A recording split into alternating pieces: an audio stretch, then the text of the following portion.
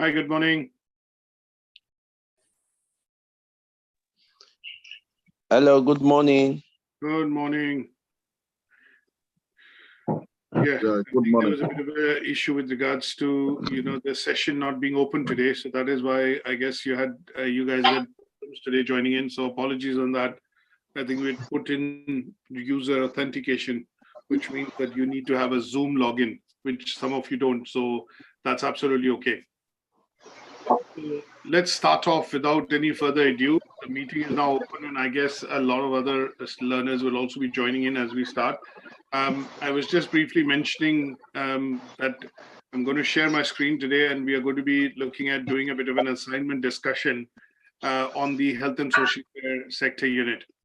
So my take on this would be that we're going to be recording this session, and as always, if you're not asking questions or there are no queries, just keep your microphones muted so that it just happens or reduces the background noise. This session is being recorded and obviously it would be available on YouTube just after once we finish. So let's start off, and I'm going to click. So thanks for joining in today. Apologies on the mix-up this morning with regards to some technical issues, which I hope have now been resolved and most of you have been able to join. So we are going to look at continuing on our journey in terms of completion for the second unit, which is the unit of health and social care sector. So what we've done so far in this particular unit is that we have discussed the learning outcome 1, 2, and 3. And here we've learned about the structure and the organization, in particular about the NHS, the agencies which play a role, especially in terms of being watchdogs or regulators. And then we've also looked at the various acts which are applicable, which need to be observed as rules and regulations while services are being provided. In this case, medical or healthcare services are being provided to the members of the public. We also looked at investigation into the care standards, the 15 care standards that we spoke about, and how these have become a part and parcel of how things are now, obviously, handled, and in terms of services are delivered within the NHS. And the last part last week that we did was to understand the working of multidisciplinary teams, because in this sector, as you already know, a lot of private-public partnerships are there. There are the delivery of services through community healthcare centers, through pharmacies, through hospitals, A&Es, GP surgeries, and clinics. And they all need to work together to be able to ensure that the best services are provided.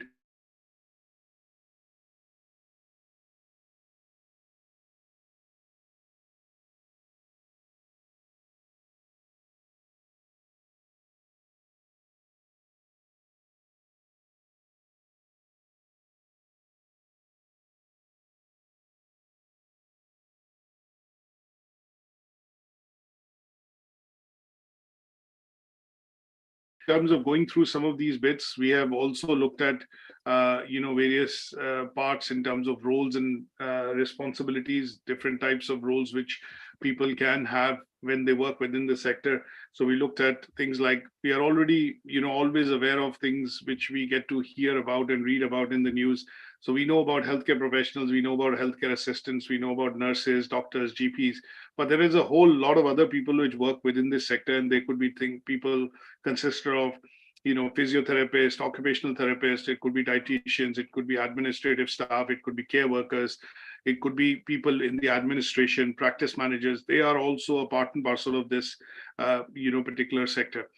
Now, in the assignment brief, we are going to be looking at, as I mentioned to you earlier in the first, discussion on the person-centered approach assignment, what we need to be able to do is look at the US or the unit specification. So when we talk about the unit specification here, this is the unit specification, and this one here is the assignment brief for AB. Now, when we talk about the assignment brief, the difference between these two documents is that there is a scenario which is given for us to assume when we start doing the tasks. So all the learning outcomes that you see here are converted to tasks in the assignment brief. And this is where we are required to, obviously produce evidence when we look at, recognizing them as tasks. So when we talk about learning outcome 2, you would see that these tasks would correspond, learning outcome 2 would correspond to task 2. When we go to learning outcome 3, you would generally see that this corresponds to, task 3 in the assignment brief. And then all the merit and distinction activities are written down as extension activities, because obviously the awarding body cannot force everybody to go and achieve merit or distinction. But there is a clear line of differentiation here in terms of, if you're looking at achieving a pass, you're going to be doing the basic tasks. And if you're looking at a higher grade or looking at achieving the highest grade, then in those cases, you're also attempting all the extension activities, which are listed separately under the task. So for each task, there will be some extension activities. And depending on how they are portrayed on the unit specification, you would have them appearing on the assignment brief as well. So in the first learning outcome, if you see task 1, there is 1 merit and 1 distinction. As you would see in the extension activity, there is 1 bullet point for merit, 1 M1, and then 1 bullet point for distinction, which is 1 D1. Similarly, if I go to task 2, there is only 1 merit, there is no distinction opportunity. So as you would see, the extension activity only has the merit activity mentioned here, which is 2 M1. And then when I go to learning outcome 3, you have 3.1, 2, and 3, which are highlighted by these bullet points. And then you have the extension activities mentioning, merit and distinction tasks separately as 3M1 and 3D1. Now, one of the things which I want to share with you, just as a, as a good practice, is that when you look at the assignment briefs, now sometimes providers do not share the full assignment brief, but from my point of view, what we want to do is share the full assignment brief. Now, there are, if you scroll down into the document on page 4, 5, and partly 6, there is what is called guideline for assessors. Now, you would be asking a question to yourself in terms of, what is it that the assessor or the marker actually looks at when I submit the assignment? Now, there is some bits of guidance which are given here, and this is what I normally would term as something called a cheat sheet. Now, if I need to produce the evidence for the assignment right or correctly the first way, what I would also do is go through this particular bit, which is a guidance given in by the awarding organization ATHE for assessors, people like me who would check your work. Now, when you look at task 1, 2, 3, 1.1, 1.2, and just one task, just to briefly explain, you would see that here it will clearly say what is required for us to be checked. So we cannot introduce any sort of, judgment from our side. It says the learner must produce detailed notes and give us an accurate explanation of what is the current structure of both the health and social care sector. Your structure should include explanation of watchdogs and regulatory bodies, and you should be able to clearly explain their purpose. So when I talk about CQC, Care Quality Commission, we talk about National Institute of Care and Excellence, NICE, we talk about other bodies like the King's Fund, you look at the Healthcare Foundation. These are lots of different bodies which basically work together to be able to create either the standards, the quality of care, look at policies and procedures, look at inspections. So here, not just naming would do, but you'll have to explain clearly their purpose. And then it says the learner must complete the grid for a named organization of their choice. Now, if you see in the first learning outcome, what has also been mentioned when we took an example of the Abbey Care Home, but during our discussions of learning outcome 1, we talked about a named organization. So you need to be able to take a named organization. It can't be generically defining it. And that is very clearly specified here. It can be any organization of your choice, a care home, a nursing home, an NHS hospital, an A&E department, a surgery, a pharmacy, whichever organization you pick out should be named on your assignment in terms of mentioning it. And then you have to look at discussing the roles and responsibilities of staff within that particular setup. So if I take up a surgery, and I go to a surgery in Barlow Medical Center. So in this case, my surgery I'm aware of, when I go into the reception, there is somebody at the reception, which is a part of the administration team. You have some nurses or, basically nurses who are looking at doing the blood test, the, sugar test, or maybe administering a flu jab or a COVID vaccine. They are trained clinical nurses. Then I look at also, if I need to speak to somebody about a grievance or a problem, then I need to speak to a practice manager at the surgery. Then I also go and see a GP. There are lots of different GPs, and obviously I have a GP which is recommended, which is a GP on my file. So I would normally, if I have a problem or if I have a issue or in terms of a disease or a problem in terms of illness, I would be going to a GP and I would know the GP. And then to a certain extent, some medical centers also have a pharmacy. So Lloyd's Pharmacy, which is integrated in the biomedical center, I know the name of the pharmacist. And here, talking about the roles and responsibilities of the staff would be the 4 or 5 people that I deal with, and I would be talking about their roles and responsibilities, roles of responsibilities of a GP, a nurse, a receptionist, a practice manager, and the pharmacist that I go and see and collect my medicines from. Now, this is giving you a very clear idea in terms of what is required as an evidence to be produced to achieve task 1.1, 1.2, 1.3. If you're looking at merit, then it says produce a flow chart showing possible health and social care pathways. So here you'll need to do a flow chart as an evidence. And this also is important because there are 2 aspects of looking at this. One, the awarding organization is asking and testing your knowledge in terms of that you have gained by studying this unit. But the second instance, what they're trying to do is not asking you to replicate and bring across everything as a Word document, but also wanting you to pick up soft skills and IT side. And here, the idea would be to try and produce a flow chart. The evidence required that you would need to produce is a flow chart. And that flow chart would be something that you would use a PowerPoint presentation, to draw. And that sometimes when you draw, would be possible using, the design section of your, I don't know how many of you have done it, but that would be something that you'll be able to, use, the draw part of it and the design part of it, and then create, a flow chart. So, and then if you're looking at doing the distinction, here it's talking about produce an evaluation. So the key word is evaluation of a structure of a named NHS organization. So you could be choosing a district center, a hospital, an A&E department, a private care home provider, and that has to be a named organization again. And that is where it helps you check that, okay, this is the assignment that I've done, but what have I produced in terms of evidence? Is it matching the criteria which the assessors are going to be looking at? And would they then be finding it easy for the work to be assessed because I produced something which is being asked for in the first instance, and that helps me minimize any sort of rework or amendments to the work that I have to do. Now, this is just for idea's sake. It's something which I would normally recommend as you go up and start studying at level 3. You're doing it at entry level, but if you go to university and you go to higher levels, it will be good to understand what is the kind of evidence required to be produced. And if you go about producing it, these are tips which are given because we don't want you to be signing or basically, firing in the dark to say, okay, let's do mudslinging. I can produce this, I can do that. Very clearly, it has been specified what kind of an evidence is required to be produced so that you meet the criteria the first time. And that's how it has been provided for task LO2 and then tasks and assessment criteria which are given in learning outcome 3. Now, having said that, they've also provided you an appendix, which is primarily to discuss the roles and responsibilities of the people that you'll pick in your organization, a named organization.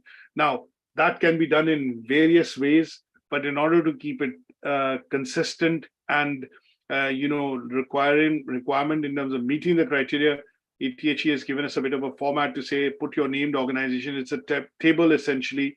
And what we don't want to be doing is doing this task by writing pages and pages.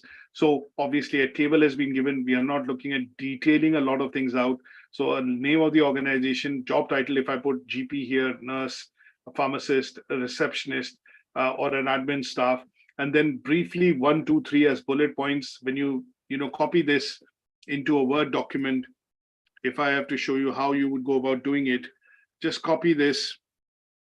And what I would suggest is copy and paste this into a Word document by inserting a table. And that would be good enough when you start discussing the roles and responsibilities. And this is an annexure for task 1.3. So if I look at putting it down here, what I've copied, as you can see, it brings everything across. And then what I do is just expand it. As you can see, it's all put together. If I do it again, if you see there is a small dot which comes up here, you bring your mouse and then you expand it. And as you can see, it expands out into a table. But obviously this is going into multiple pages. So what I would do is basically reduce some part of it by, essentially, again, undoing and then spacing it out evenly because I don't want too much of it. And that would be good enough in terms of coverage. So I could write things like a nurse, sorry, spelling mistake. And you are nurse, you look at a GP, you look at somebody in administration, you look at, say, a practice manager. And I don't need to, that's where, again, I need to be slightly intelligent and use my common sense that I don't need to be taking an organization which is very complex, because then you're looking at writing and covering a lot of roles in that organization. So if you're going to go and take an example of a care home, then the idea would be to try and look at the thinking of roles which are there in a care home. And there would be things like healthcare professional, healthcare assistant, a clinical nurse, a GP, which could be on locum, a practice manager, and a registered manager. So depending on the size of the organization you take, you might need to be discussing and putting down about 4 or 5 different roles, for this particular task. Now, I hope with this bit of introduction right now, we've gone into a bit of detail, but just a bit of introduction in terms of what is an assignment brief and what is a unit specification. Both of them essentially are the same. The difference being that in the assignment brief, you have a context which is given, which is to say, you have to assume that you're working here or you have this role, and using that particular role in mind, or that assumption, context, scenario, background, whichever way you call it, in mind, what you then need to do is go about attempting those tasks and then produce the evidence which is being asked for in terms of the assignment brief. Now, having said this, we've got both the documents side by side. What I would do is then shift you over to a PowerPoint presentation. And in this presentation, what I've done is I've copied and pasted the tasks which are coming in, with the scenario and other bits which are coming in from the assignment brief, like the scenario which has been given here. I've copied it here, and it'll be easier for us to discuss it using a PowerPoint presentation. So what I'll do is I'll shift you over to the PowerPoint screen, and then let's begin our detailed discussion in terms of how to go about, completing this particular unit. Now, before I do that, as I mentioned to you earlier in the previous discussion with the unit person-centered approach, I think it's always a good practice to primarily, always start the unit off with a bit of introduction, which is to say, which is regards to, let's say, the unit title, the unit number, and then obviously your name, essentially, which would be, useful for you, to give it a bit of a formal structure. Now, some of the useful tips which I've shared earlier with you, and I would like to do it again with this particular unit, is that when you look at doing the assignment, always focus on details, read the tasks carefully, because of the fact that the tasks are asking you to do or undertake certain activities, put together evidence or compile the evidence in a particular way. And that is where the command verbs come in handy, because if it says explain, if it says assess, if it says analyze, if it says produce, then you need to be able to know the meanings of these words so that you are clear that this is what is the evidence which is required. And you are basically producing the same evidence in order to meet the criteria. Obviously, any work that you produce has to be referenced. If you read something and you write it in your own words without altering the meaning of it, that would be called paraphrasing. But if you're taking out definitions, frameworks, and putting or quoting things like the care standards, like the legislation and the acts, then in those cases you would use, maybe put them as it is in inverted commas, and then reference it from where you're taking it, either the author or a group of authors, and obviously the site and other details in terms of where you've taken that material from, and that will come across in your references list or bibliography. Now, word limit is a suggested word limit, which I would suggest, which is what we are looking at in terms of, for this unit. I would suggest that if somebody is looking at achieving a pass, probably a recommended word limit would be about 3,500. If you're looking at doing the merit and distinction activities, because the idea here is not to ask you to write a lot of stuff. That is where some of the activities or the evidence which is required to be compiled is broken down into, or asked to be compiled as a flow chart, as a table, as a PowerPoint presentation, in order to reduce the stress in terms of writing the assignment out and just doing a Word document. Because obviously the idea here is to also develop skills, and IT skills in particular, academic writing skills in particular, referencing skills in particular. And that is where the main theme is, to look at producing evidence in 2 or 3 different types of formats, so that it also reduces a bit of writing that you have to do. But give or take, generally, I would say between 3 to 4,500 words would help you achieve, the distinction criteria, across this particular unit. As always, when you submit your assignment, what you'll need to be able to do is primarily, look at an assignment declaration. We've created a copy of these declarations, which is primarily on the website.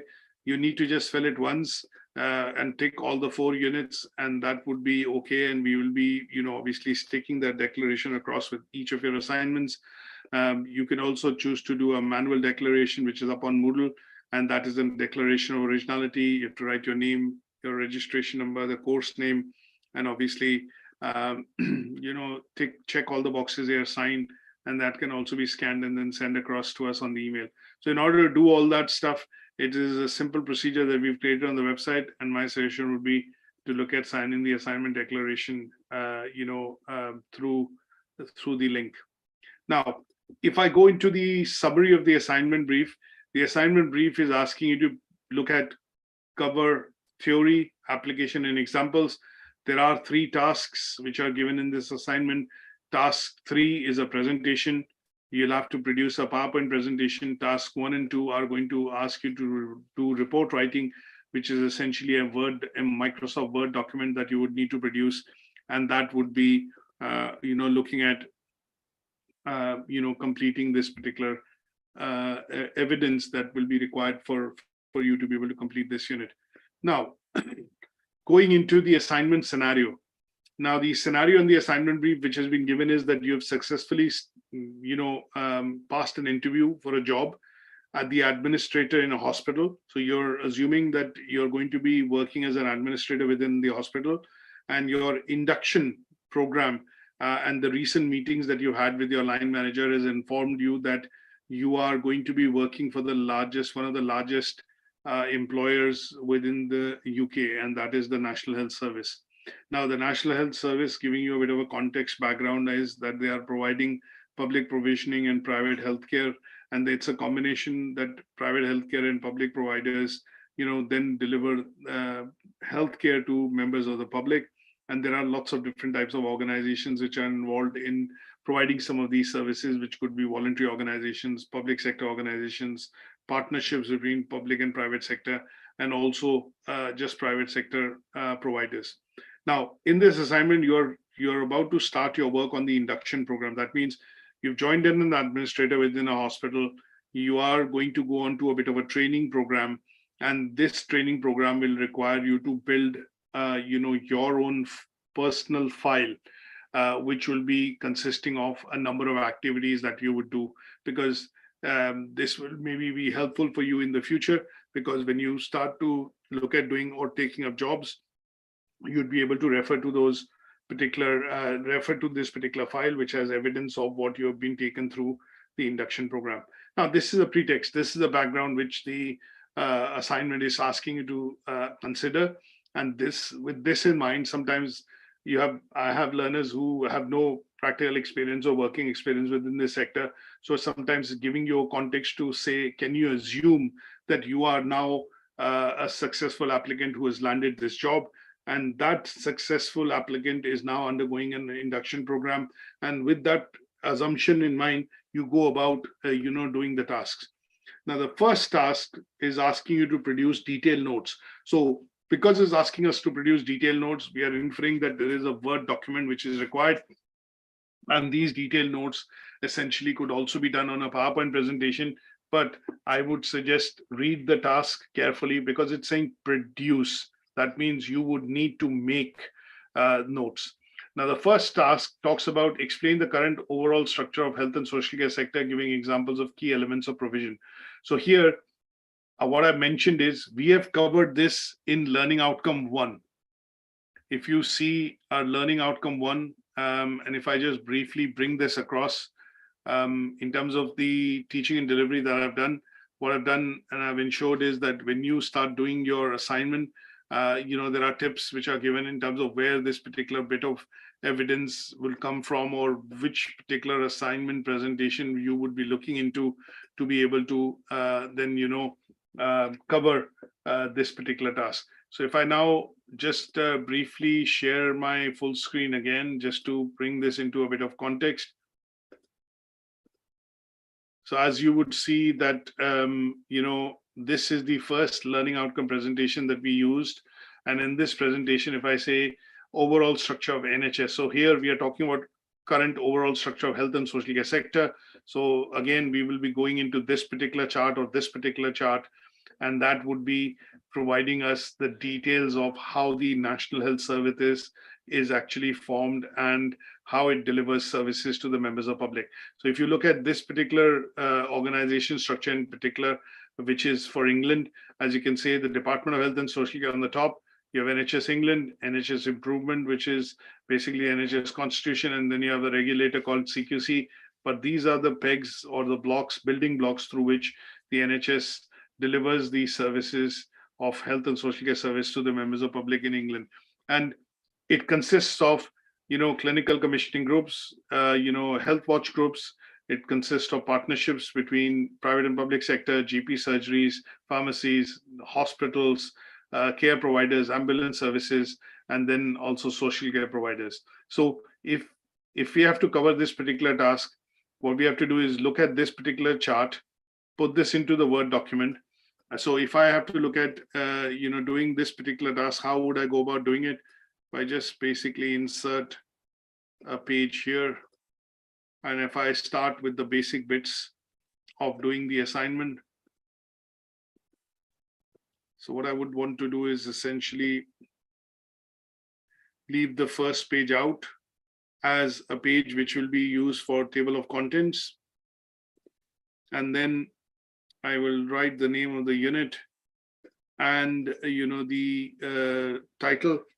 And then in the header section, what I'm going to do is write my name, John Smith, just as an example. And then what I will do is leave that page out. And then I'm going to start off by copying the first task, which is primarily given in the assignment brief. It says, explain the structure, this task. I'm going to put this here.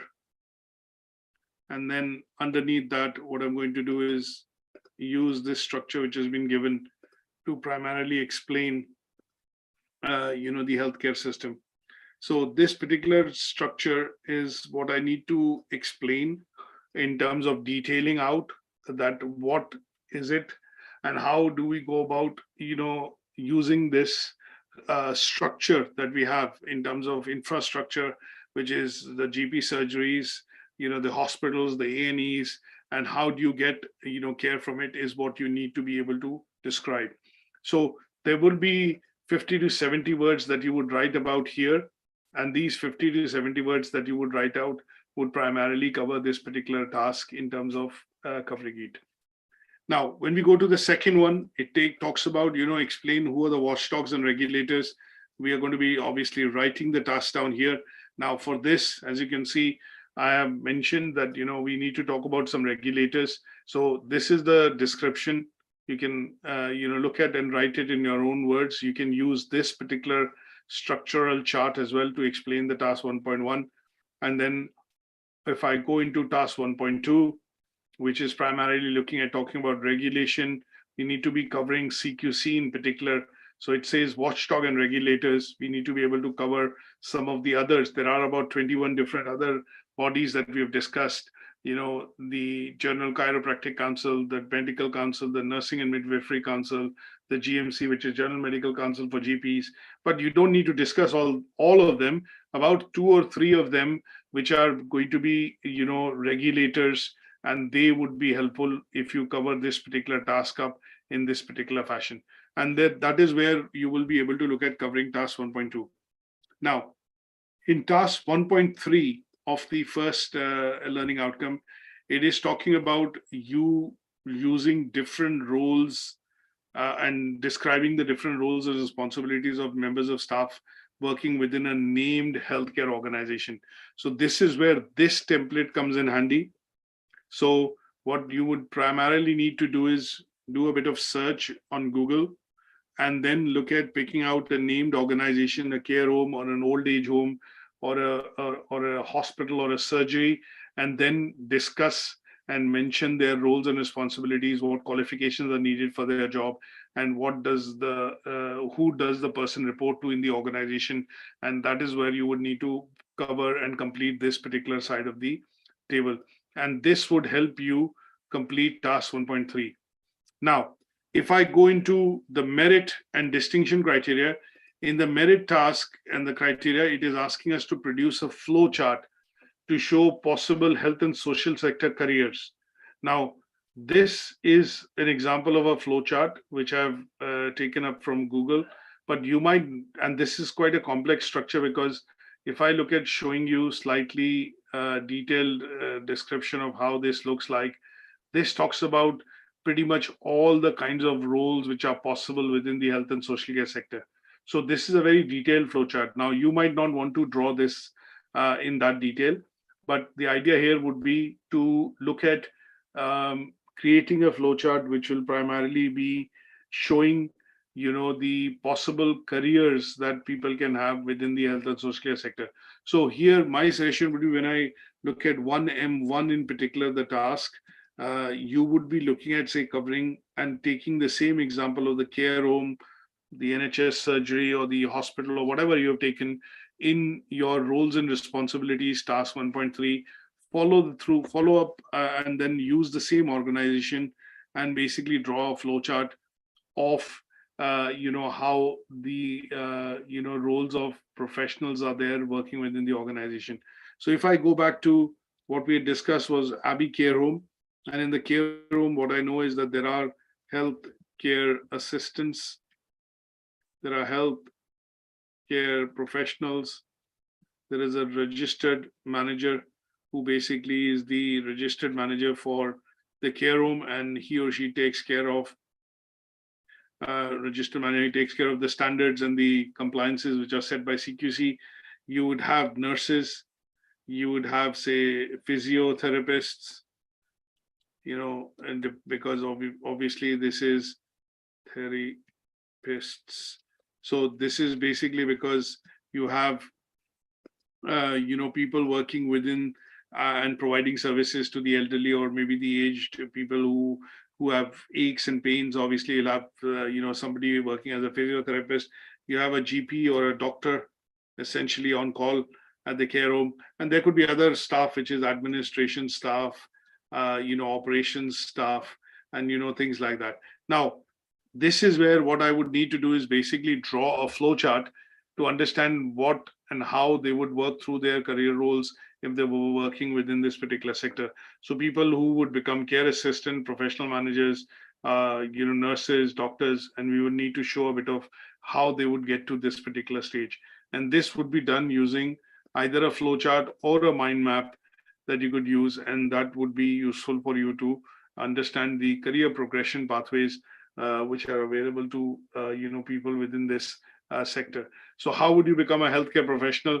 A healthcare professional is somebody who has worked in this sector for a couple of years. They have had a qualification at level 4 or 5 in the healthcare management discipline. They have done a number of different types of courses which would allow them to work and offer services as a healthcare professional within this sector. And these certifications could be skill-based, and these certifications would include things like infection control, how to deal with patients. It could be to do with usage of certain type of equipment in the care home. And you're putting your thinking hat on here, and you'll have to do a bit of research on Google to be able to find the role of the healthcare professional. And then how do you become a healthcare professional? Explain that by drawing a flow chart, and that would help you achieve the merit task. Now, in the distinction task, you're looking at evaluating the structure of a named organization.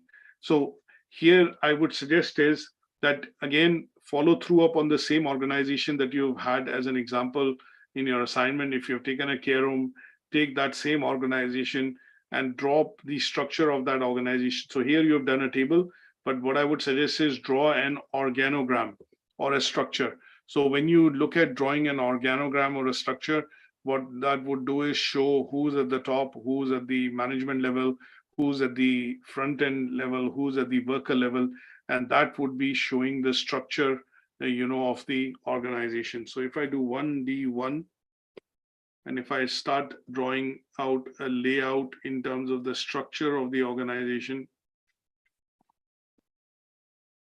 so you go to the insert section, and in the insert section, what I would primarily do is look at, some different types of shapes to draw the structure.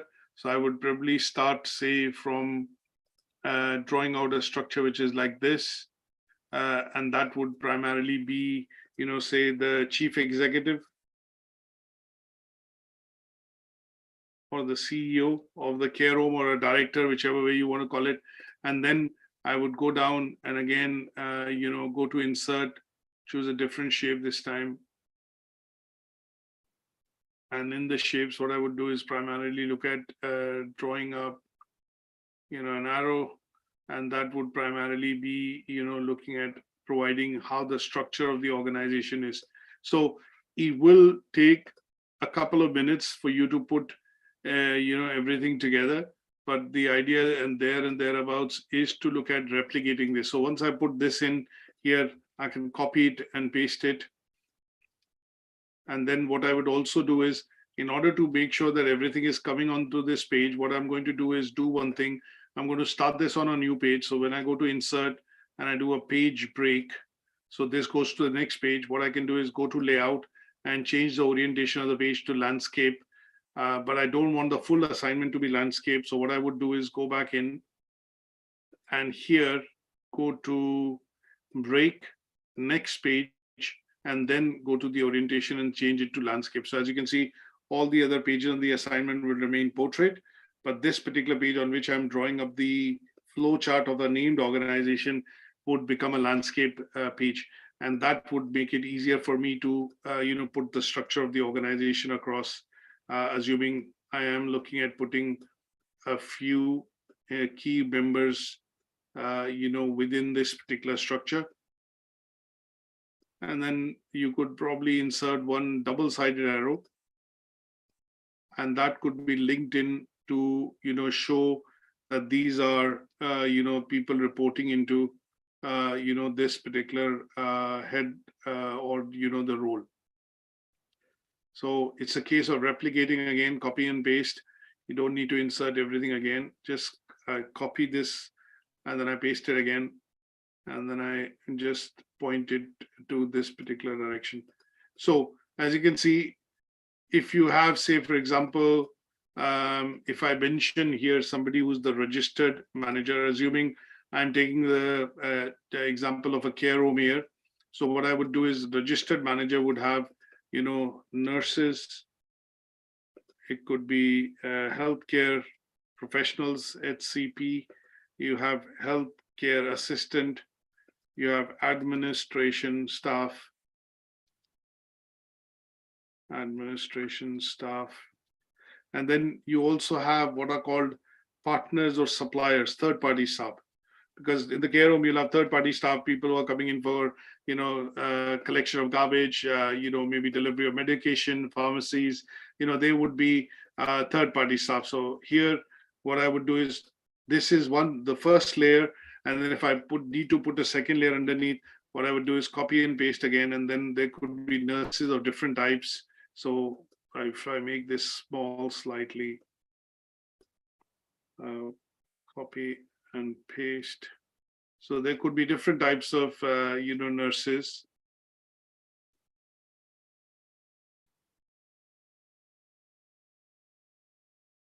So there could be clinical nurses, and there could be, clinical nurses would basically be nurses who are able to, say, look at your blood pressure, look at doing your bloods. And, there are nurses which primarily would be supporting you. There could be physiotherapists here. So physiotherapists. It could be consultants, which are primarily occupational therapists.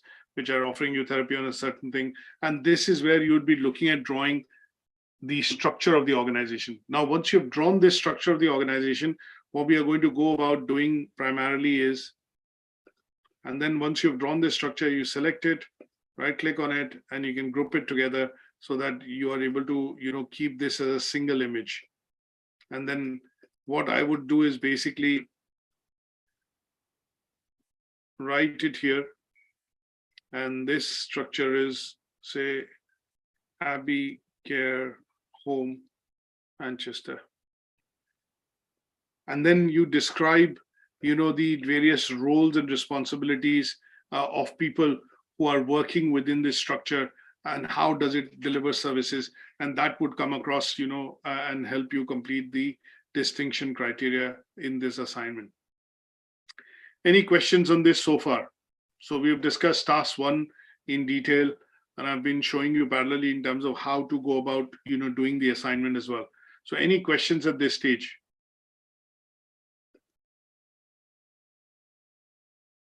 Right. So what we are going to do is obviously look at, following through up on the next task, which is to understand, the codes and legislation and rules and regulations essentially, which are going to be looking at, coverage for the task 2. Similarly, I'll go across, and this is again a Word document. So in the second section of your induction file, you're relating to pieces of legislation, codes of practice. This is something that we've covered, in Learning Outcome 2. And briefly, just to go take you back to the whole screen, what I want to do is obviously show this to you that when you go through the Learning Outcome 1 presentation, we just minimize this slightly. As you could see, these were lots of regulatory bodies. You could pick out a few and discuss the task 1.2. Task 1.3 talks about roles and responsibilities, and we discussed ABNY Care Home, not Abbey, sorry, ABNY Care Home. And then we are looking at describing some of the, roles and responsibilities of GPs and, nurses. And I put some of this on the, let's say the backup slides for you to go through. And the merit task talks about the career pathways, and the distinction task talks about, the various types of roles and, responsibilities which people would have within a particular named organization. So here is where we are extending the ABNY Care Home and then talking about the structure and how it delivers, the services to the members of the public. You are free to take any organization. And I think when we discussed Learning Outcome 1, we had mentioned you could pick up a care home, NHS, Bupa, GP surgery of your area, and drop a chart, and then obviously provide the details of who all are present within that organization, what is their roles and responsibilities, and what they do, and that would cover your Learning Outcome 1. Now going to Learning Outcome 2, basically looking at codes and legislation, codes of practice and working together. There are 3 task criteria which are given. So relevant pieces of legislation have to be listed down. You have to explain the impact of current legislation and look at talking about the care standards, which are standards, the 15 care standards, which are now used within the sector to be able to deliver integrated care to patients, have to be discussed. So in the first task, we are looking at doing a presentation. And in this case, you're going to be looking at producing. So task 2 is essentially, if I take you to the assignment brief, it says in your induction file, produce detailed notes for the file. So here you're looking at producing what is called, a Word document again. And in that Word document, you're going to be looking at putting down relevant pieces of legislation and the impact of current legislation. So if I now open the Learning Outcome 2 presentation, which we've had in the second session, you would see that we have discussed in detail the legislation, which is important that you need to cover from a point of view of discussing, the important pieces of legislation in the health and social care sector. So we need to not discuss all of them. There are obviously listed down in 4 different categories: health and safety, safeguarding, equality and human rights, structure of the NHS and function. So we need to take a few to discuss this, not all of them. We could look at picking out a few like Health and Safety Act. We could look at picking out safeguarding, for example. We could look at picking out the Care Standards Act, which is important related to this sector, the Mental Health Act, and the Mental Capacity Act. So a couple of them that you can pick out and discuss, and they will be okay to complete, the the task 2.1. Now, when we talk about task 2.2, we are going to go into a bit more detail in terms of understanding, how these legislations work within the sector. So both these tasks can be combined, and you're looking at, putting down, say, for example, if you explain a particular legislation like Code of Practice for Healthcare Professionals, then you're explaining that how this legislation regulates you being able to work within the sector. So if you want to apply for a job as a healthcare assistant, you need to be a part or a member of a healthcare assistant body, and that is the HCPC, the Healthcare and Healthcare Professionals Council.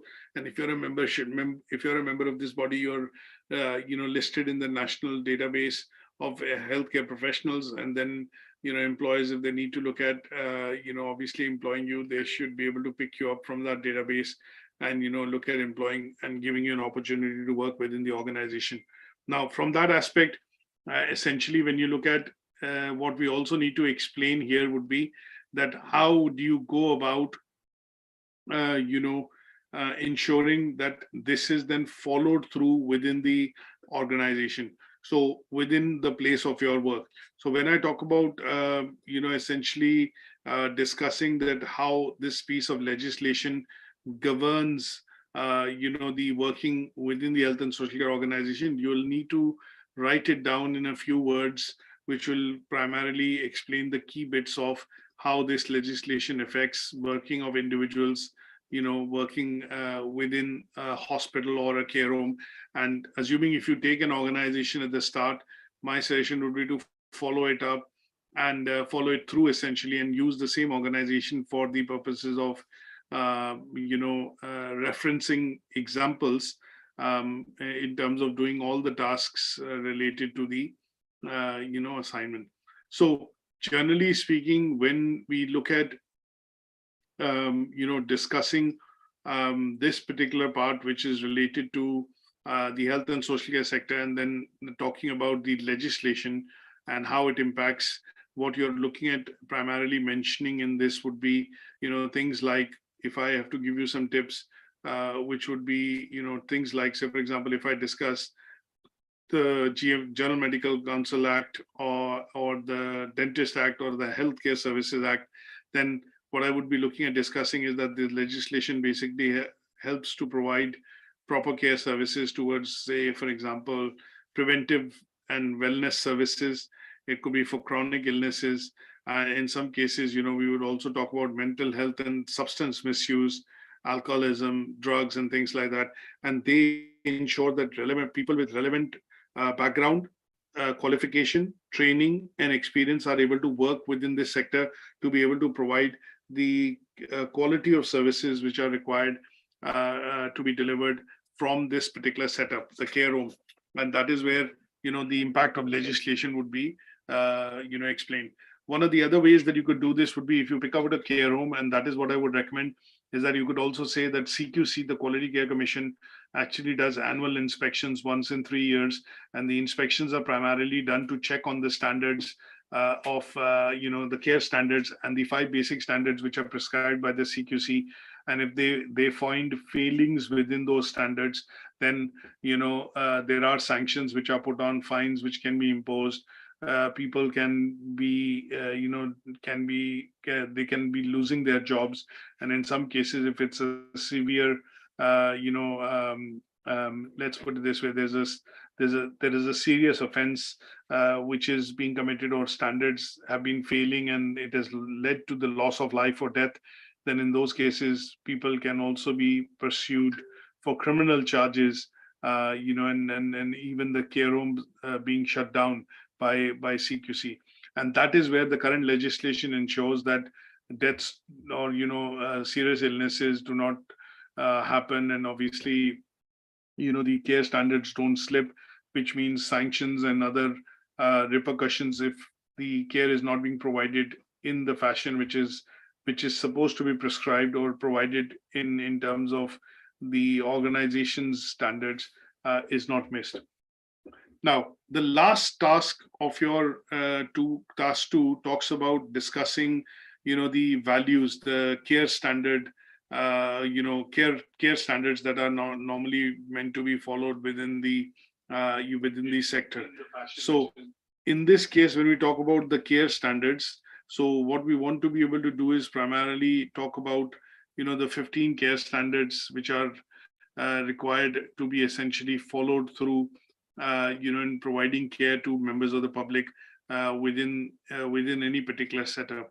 So here, what the task is asking you to do is explain the care standards and how they are used within an organization. So the care standards that we need to be talking about, the 15 care standards. I don't know if you recall, in terms of the care standards. If I go into the slide, and if I just insert a new slide here. So these are the 15 care standards that we have discussed, when we did the learning outcome 2. So these standards have to be discussed here. You have to list them down on the Word document. And then once you've listed these standards down, what you need to be able to do is explain them briefly in terms of why they are important, how they are followed, and what happens if they are not followed or not maintained as per the guidelines which are set by Care Quality Commission or CQC. So these 15 standards in terms of people working within the sector, understanding their role, and having a personal development plan, which is basically their CPD. Also looking at, basically talking about their understanding of the duty of care. So when we talk about duty of care, what is the role which the person is doing?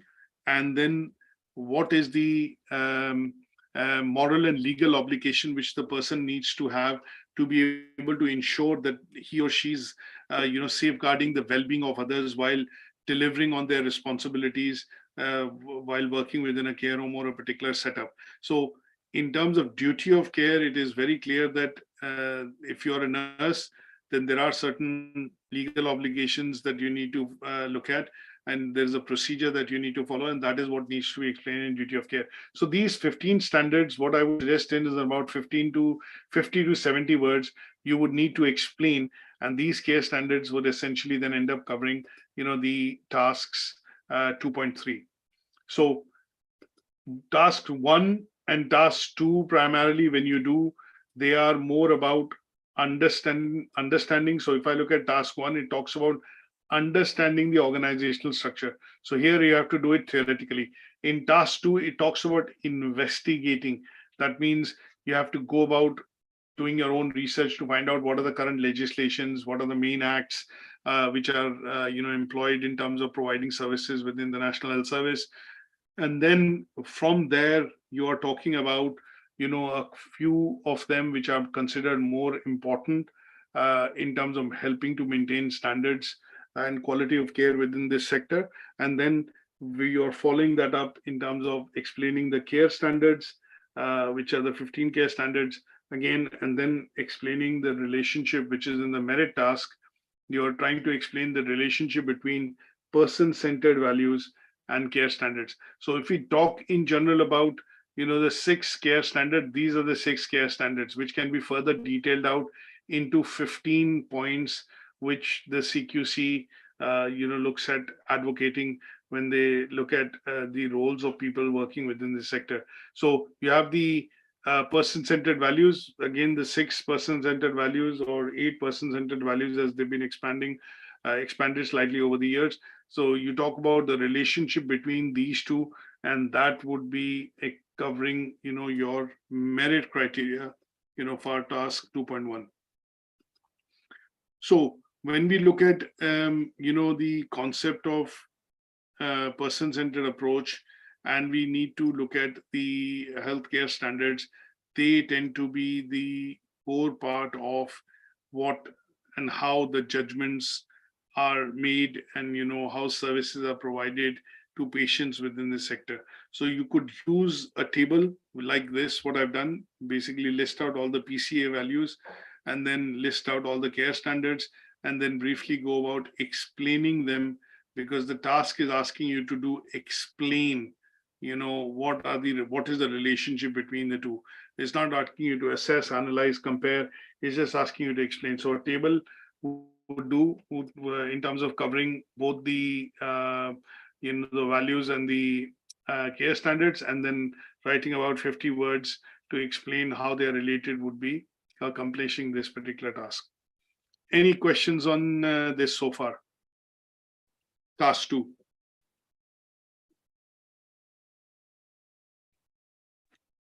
Any questions for task 2? Okay. Now, let's look at the next task, which is task 3. And task 3 is asking you to produce a PowerPoint presentation. So task 1 and task 2 is to be done as a Word document, and task 3 is to be looked at as a PowerPoint presentation. Now, in this PowerPoint presentation, the context which is given in the assignment, which says is the members of the staff participating in the induction program have been asked to attend a training event. That means you, who has joined as an administrator in a hospital, has been now asked to attend a training event as a part of your induction program. Now, there are other people also participating in this induction program, and each member or each staff member has a task to complete on that day, and they've been given specific tasks to complete for that day. And in order to do so, the main point that you have to do is you need to lead a discussion on the importance of multidisciplinary working within the health and social care sector. So the third task and its assessment criteria is 3.1, 3.2, 3.3, and the merit criteria, which are 3M1 and distinction 3M2, are going to be requiring you to produce a PowerPoint presentation. And this PowerPoint presentation of about 7 to 10 slides would be primarily on the importance of multidisciplinary team working within the health and social care sector. So here, if we refer to the Learning Outcome 3 presentation, in which I have covered multidisciplinary teams, their roles, how they are put together, and then why is it important for multidisciplinary teams to work and work together in this sector and to be able to then deliver integrated care to patients, is discussed in detail. So here, what I would suggest is if you create a PowerPoint presentation, which would be looking at writing down the headings like this by copying. So if I look at a new presentation right now, and this is task, if I look at just showing you how to do this. So let me just switch you over to a new PowerPoint presentation. So what I would do is basically write this as task 3. Sorry, task 3, and then insert a few slides, because I'm going to be making about 7 to 10 slides. The first task talks about producing a PowerPoint presentation which explains how the health and social care sector works together. So here we have to be looking at talking about essentially the multidisciplinary teams. So each slide, I would say you're writing about 20 odd words. So here what I would do is this is the task which is asking me to do, but the main parts that I'm looking at in this is, if I copy this and then go back here and then put this here. So we are looking at producing, this is the main overarching task. And within the overarching task, we've been asked to look at the first handout would discuss, the benefits and challenges of multidisciplinary teams within the health and social care sector. So if I have to do this task, I would be talking about, multidisciplinary teams. So for example, some of the points which I've covered in the slide, what is an MDT, why they are required, and what kind of services MDTs provide. So what we've done in the first slide is primarily talked about, what are multidisciplinary teams and why partnerships are important within this sector. The second part that I would need to do is explain the benefits of, the multidisciplinary team. So here I write benefits of MDT. So if I look at typing the benefits, then going into some of the presentation slides that I've created, what we need to be able to do is explain what are the benefits of multidisciplinary team. So benefits of multidisciplinary team could be a lot of benefits we discussed. And what I would do is put some points here, like you have continuous care system or integrated care system, which can be provided. There is communication, there is improvement in terms of delivery of services. If you have teams working together to be able to deliver service, that could also mean that it can improve the areas of service which is required by the patient. And then because there are lots of people working and providing, and they have their responsibility broken down into smaller responsibilities, that would make the multidisciplinary team more effective in terms of providing flexible and adaptable solutions to individuals. So whichever way you want to word this, you talk about the benefits. The next part of the first task is talking about challenges which the multidisciplinary team face. So when we talk about the challenges of multidisciplinary working, that is what I would need to put here, that what could be the types of challenges which multidisciplinary team face when they work together. And they could be, there could be a variety of issues that I could look at, that they have in terms of things. For example, there could be collaboration issues. There could be dependency on different types of resources or scarcity of resources, because a lot of people are working together to deliver those services. There could be pressures on time. There could be people coming in from different mindsets, different cultures, different attitude, and that could be a bit of an issue. And last but not the least, in some cases, there has to be a clear structure and documentation provided in terms of roles and responsibilities, provided in terms of providing roles and responsibilities, so that everybody understands what is their role and responsibility in the organization. They are not stepping on each other's toes to do the same type of tasks or jobs which others are doing, and there's no replication or duplication of tasks. So these could be some of the challenges. They could also be, we've discussed cultural barriers, it could be communication barriers, and these could be, obviously challenges, because if you have people working, for example, IT could also be one of the challenge, technological challenge, because if this PC or the servers are down and you're looking at, getting hold of, patients' previous records, and if the PC or the server structure is, the infrastructure is down, you can't access the previous records of the patient, and that would pose technological challenges. So and that would help you complete, task 2.1. Now in task 2.2, what you have been asked to do is look at, a second handout that you have to create, and that should describe what are the best practices that could be followed within the health and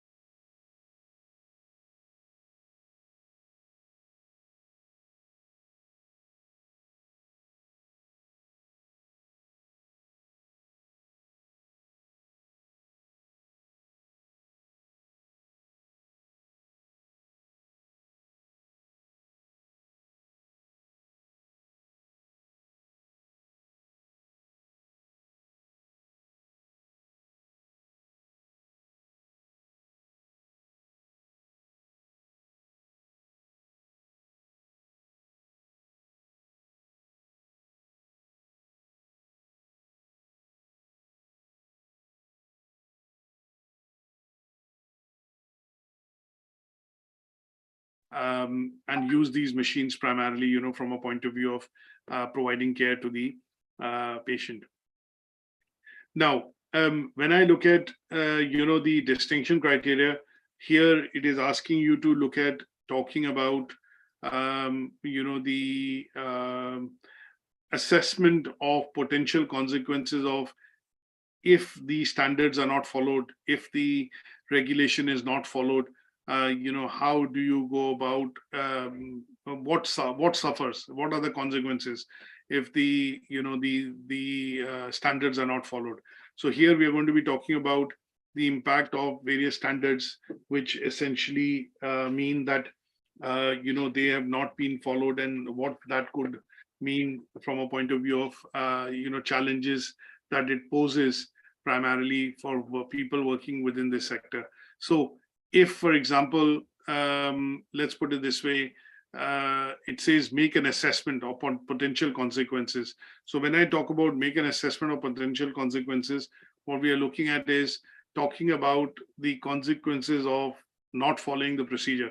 Assuming a patient is to undergo surgery, say, for example, angioplasty, and the proper procedure to be followed is that the angiogram has to happen. And then once the angiogram happens, we get, the patient, even before the angiogram, the patient undergoes a lot of different types of, let's say, tests. It could be a ECG, electrocardiogram. It could be blood test. It could be stress test, which the patient undergoes. And if these are not followed and straight away an angioplasty is done, it could have meant that the patient has been given wrong diagnosis, and that would mean a stent has been placed in the heart, which was actually not required and could have dire consequences to the patient health going forward. So here, how do we make the potential assessment? How do we do an assessment of potential consequences of services not working together or diagnosis not being done in a structured manner?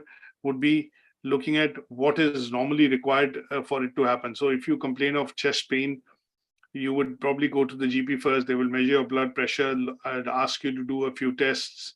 Once the tests come out inconclusive, then the GP or the surgery would recommend you to go and do other tests which could be done only at the hospital, and they could be things like a stress test, an electrocardiogram, ECG, and then if they also come out inconclusive, then at some stage, an angiogram would be proposed, and the angiogram would conclusively then say that there's a blockage in one of the arteries or the vessels of the heart, and that is what is causing, laziness, tiredness, and that could lead to a potential, angina or a pain in the heart.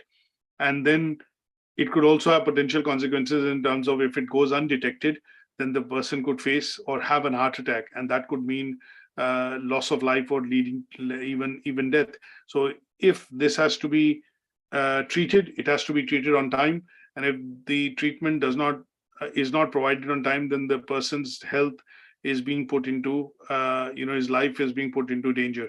So here the potential consequences of not detecting that there is a blockage in the heart vessel could potentially lead to a life-threatening situation for the patient. And this is a potential consequence if the diagnosis has not been done correctly, starting from the GP surgery and leading up to a few tests which will happen within the hospital. So things like an ECG, a stress test, and an angiogram, which will be an outcome of it if the patient is showing no progress or showing very little progress against what is being prescribed and what is being diagnosed by GPs or by nurses at the first instance. And making that assessment would be helping you achieve, achieve this distinction criteria. So here I would suggest a patient complaining of chest pain, or you could also take an example of a patient having hypertension essentially, or basically as we call it, high blood pressure. So high blood pressure could be because of increased sugar, type 2 diabetes. It could be because of taking too much salt, or maybe increased weight, obesity, and they will have to be looked into as a potential consequence. And if these are not diagnosed properly, then it could lead to potentially dire consequences for the patient and would put the life of the patient at risk. So this would help you cover the distinction criteria. Now, any questions on this? So what you have to do is primarily look at, let's say, doing this assignment in 3 parts. Task 1 and 2, which is primarily a Word document. And then we are looking at task 3, primarily as a PowerPoint presentation. Anything that you need to explain, which cannot be done on slide, should be put down here as speaker notes. So if you want to put down some speaker notes here, those are appropriate notes that you can put down here, and they would be a part and parcel of the summation of, your assignment. So at this stage, I hope this session has been helpful in terms of discussing how to compile the evidence, for this particular unit, which is the health and social care sector. Any questions at this stage, I'll be happy to take. I can go to all of you one by one if required. Okay, that's great. Thank you, Christina. Susan, thank you. Anybody else for any other questions? What my suggestion would be to do the assignment would be to try and go in and look at revisiting some of the presentations that we have done and covered. Once you've gone through these presentations, identify and relate it to the assignment brief that we are going through right now, and then start putting together a working document to be able to, compile all the evidence, and that would help you, streamline what is required to be covered in the assignment document, which is your Word document and your assignment brief. Now, what we are looking at is technically 2 weeks. So looking at, say, 10 days or 2 weeks or 14 days from now, so 19th of September, for the submission of this particular assignment, and that needs to be submitted on LITC at UK Versity. And then what we will do is give you a bit of feedback on the assignment document that you've submitted. And in the assignment that you are looking at, submitting, also mention on the email, let's say, what grade you're trying to achieve on the assignment, so that the feedback could be, mentioning how and where you're missing out on those tasks. And then there will be guidance given in terms of how to go about achieving those tasks. And then when you resubmit or make those changes and resubmit that back to us, that will help you achieve the pass grade, the merit grade, or the distinction grade. Obviously, all of you are looking at achieving at least a pass, but at this stage, if those of you who are looking at achieving a merit or distinction would need to also mention this, so that the feedback from me as the assessor is commensurate to the grade that you're trying to, achieve on this particular unit. If you think of any questions or if you want to look at a sample, any questions that you have, you could drop me an email at litc@ukversity.co.uk. And there is the bits that I've discussed and shown you today in terms of the assignment presentation and the discussion on how to create the PowerPoint presentation and the Word document. I'll be uploading those also along with what we've discussed in terms of the presentation on Moodle, so that you have it in front of you while you're looking at doing the assignment. So I would, if there are no further questions, I would primarily look at ending the session now. And then for those of you who want to revisit this recording, that is available to you through the YouTube channel. And you could go about and obviously look at this assignment discussion recording again. And that would be, to revisit some of the areas and understand them, to be able to do the assignment and make the submission right the first time. So thanks so much for joining. I know there were a bit of few technical issues in the beginning today, but hopefully they were resolved. And then you've been able to catch up on the session and be a part of this session to understand the discussion on the assignment brief. So thanks a lot for attending. One last quick round, going around everybody to check on any questions. Susan, any questions at your end? Any questions at your end, Harrison? Any questions at your end, Meaden? No question from Harrison. Everything well understood. Thank you very much. Good stuff. Any questions at your end, Masood? Sohail? No. Mr. Thank you very much. Thank you. Mr. Saeed? Safia? Rose? Yeah, my question is, how many weeks do we have for the submission of the assignment? I think I always look at about 2 weeks or up till 19th September, because while you are fresh with the discussion, on the unit and the requirements for the assignment, it is best to get it done rather than to leave it. So I would say 2 weeks, give or take, would be ideally the best, for you to be able to submit the assignment. Yeah. Okay. Flora, any questions at your end?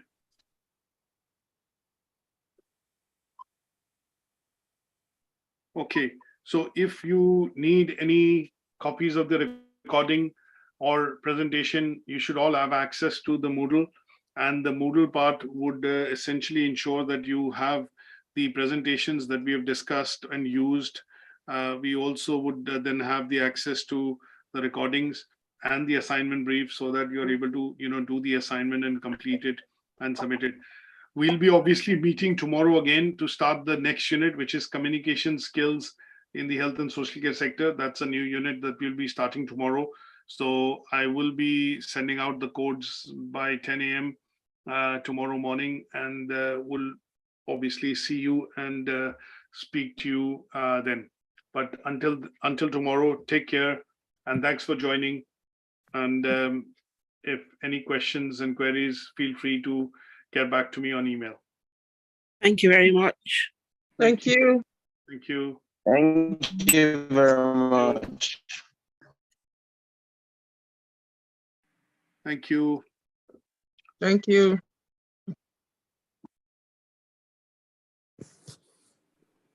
Okay, that's great. Thank you, and bye everyone. Bye. Bye.